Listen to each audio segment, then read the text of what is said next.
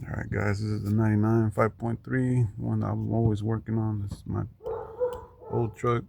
For anything, apologize for the dog barking in the background. That dog always they always seem to let that dog out whenever I'm out here working or something. Just fucking annoy the shit out of me. And yeah. But, anyways, yeah. So it's been having the oil consumption issues. I did the catch can. I replaced the valve covers with the updated, I think it was like '06 and up or '09 and up. And um yeah, I mean, I did all the sensors. I think the only thing I got left is the rear main seal, which is not too bad. It drips here and there, but you know I told my transmission guy to do it whenever they were redoing the transmission, and of course he said he forgot. So you know it is what it is. But, anyways, when I replaced the one on the passenger side, the valve cover, um, as you can see there,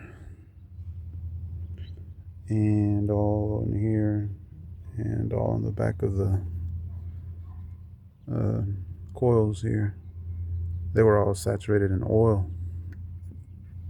So I was like, what the hell? So, I took it off maybe like, I want to say like good 10, 15 times and trying to figure out what. I thought it was the grommets, um, the gasket itself,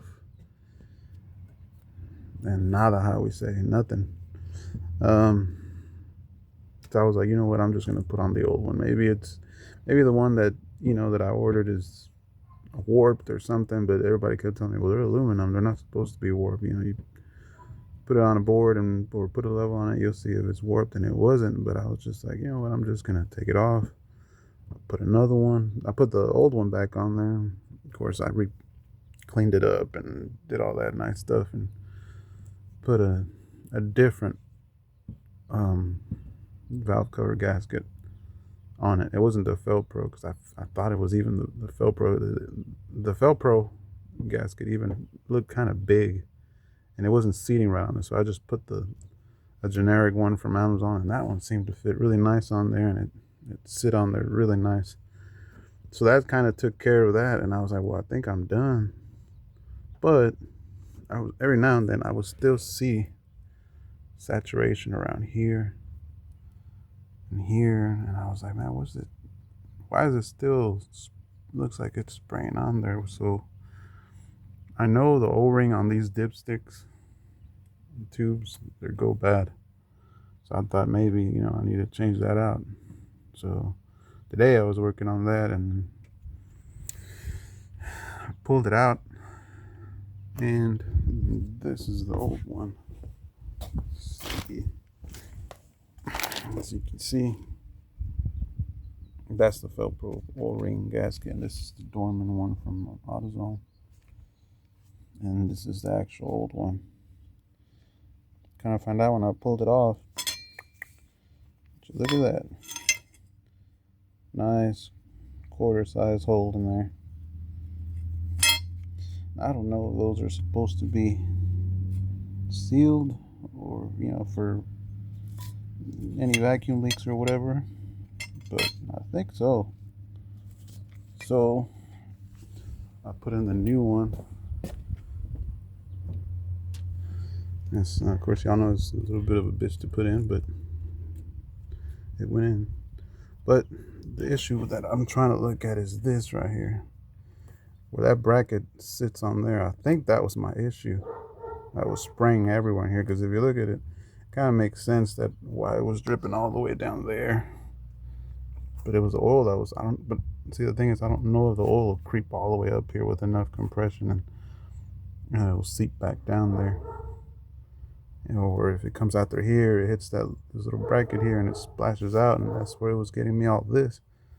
Because I don't see how it would spray from the valve cover and then come all the way up here and saturate this. So I was like, where the hell is all this oil coming from? So I think that solved my issue. So I don't know if you guys are having issues with that. Always check this little dipstick tube and make sure that this little bracket is always welded on there good, and it's, it's in good condition, because when it's on there, I mean, you can't really tell unless you pull the whole bolt off of there and you kind of wiggle it, and if it starts moving away from the tube, the bracket itself, then yeah, you need to replace it.